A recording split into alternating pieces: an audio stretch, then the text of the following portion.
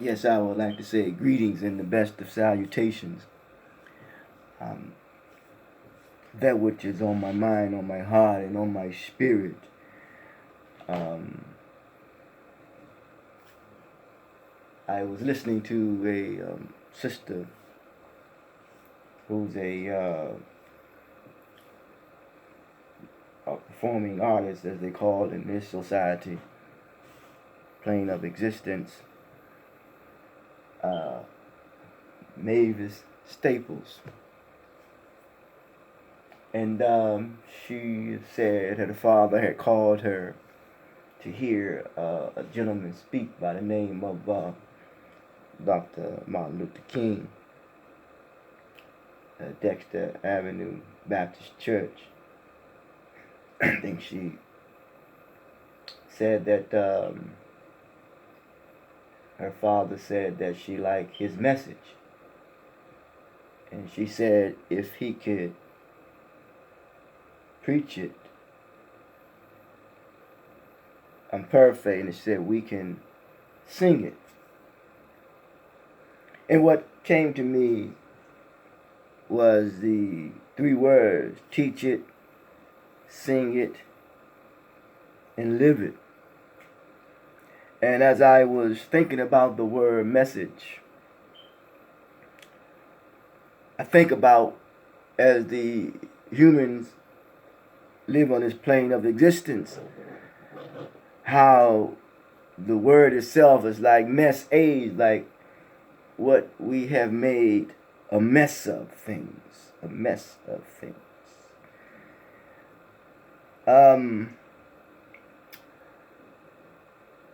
A mess of things.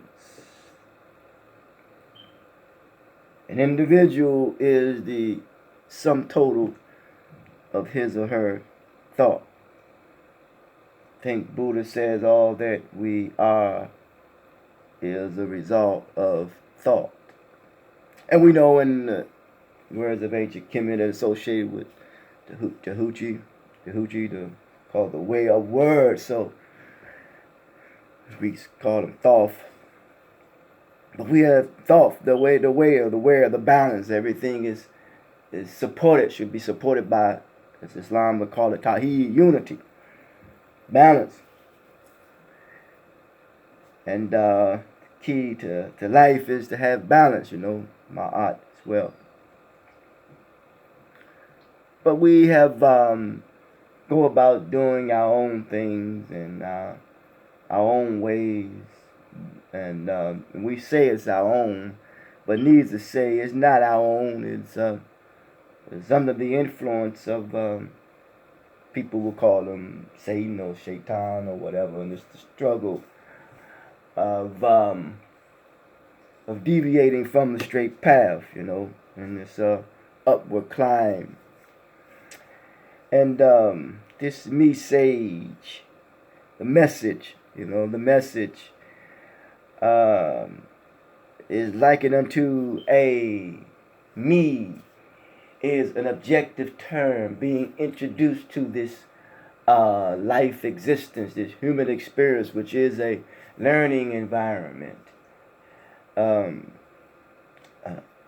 be introduced to this farmland, to cultivate healthy and whole relationships. It seems as though that there seemed to be a sense of grief due to the fact that when we have lost what I've come to learn, that which is lost when we take one's good intentions for granted. One's mean well, but the actions or the outcome may not come out as well as it should be. It's just kind of challenging to make sense of this thing that Marva Staples was talking about.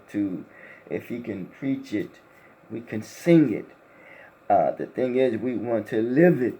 And when we live something, it becomes a practice and it becomes a law. This this message or age, this age-old problem of learning how to live in harmony and peace with one another, and it must be based on something. As I said earlier, based on the unity, live the balance, a balanced life, not too much logic, not too much emotion. Is another term it uses in moderation. You know, too much uh, uh, celebration of when it comes to the only disease that possibly cannot be cured is greed. But this sage should be an individual now who teaches people how to activate their leadership abilities.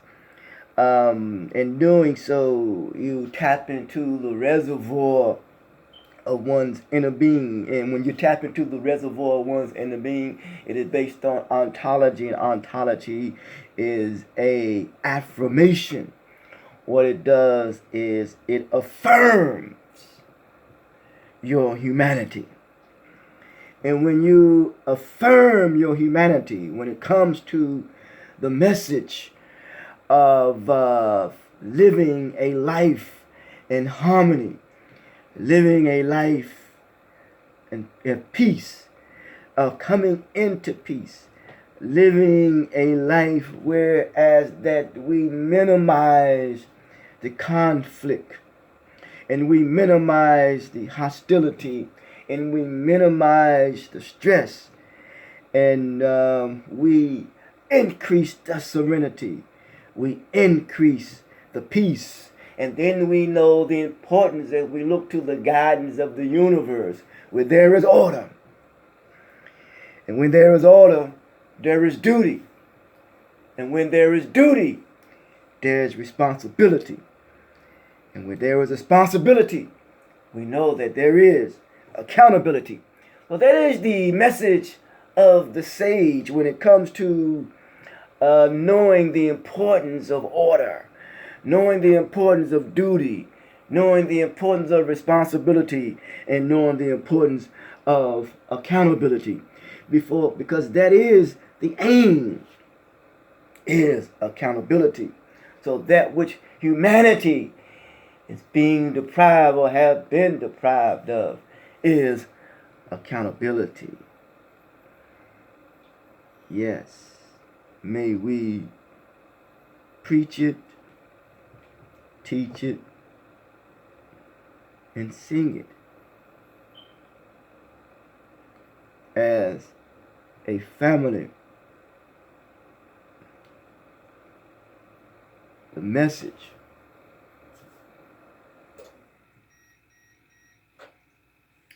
and how do we know that we are fulfilling it when it comes to the message of accountability? Is the manner and the way in which we treat each other.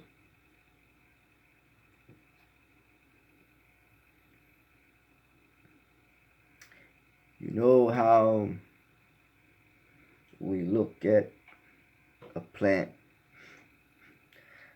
we have it in our hands, we have it at our disposal. Some talk to it, some say it talks back. We water it, we nurture it, and sometimes we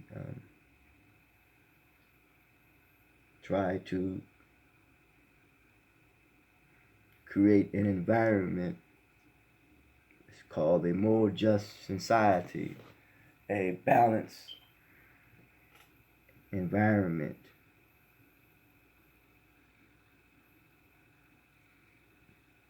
That term more just society is not mine. That was shared by Warren B. Muhammad. But it's about balance.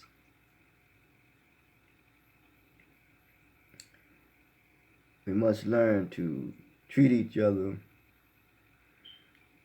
with honor and with dignity. When it comes to confidence,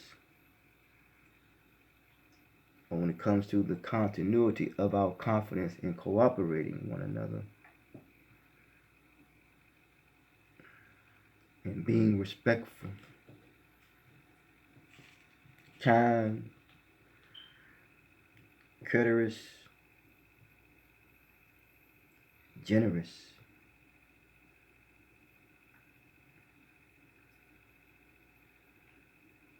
in a healthy, hopeful manner.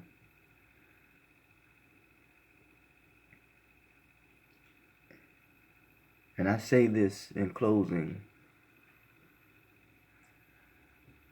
is that the wise person is one that is venerated and takes the position, the esteemed position. And when I mean the esteemed position,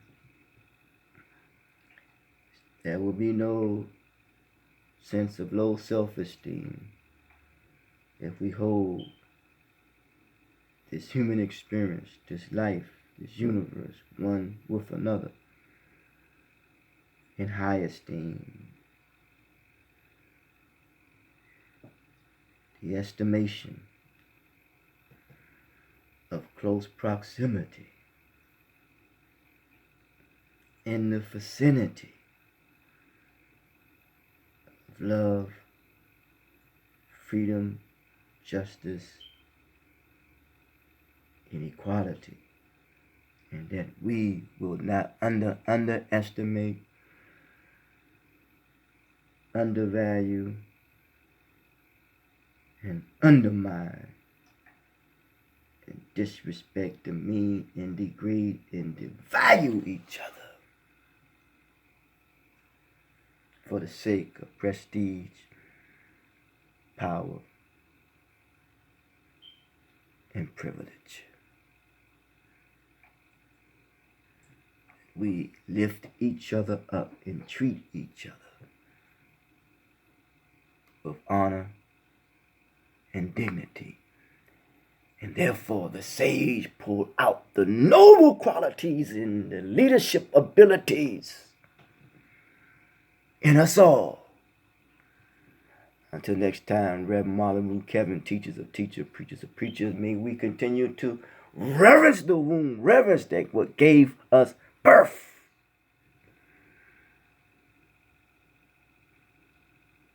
And that be your mother. And thankful for the universal Father. In the words of Sister Sledge, we are family. Talk to you.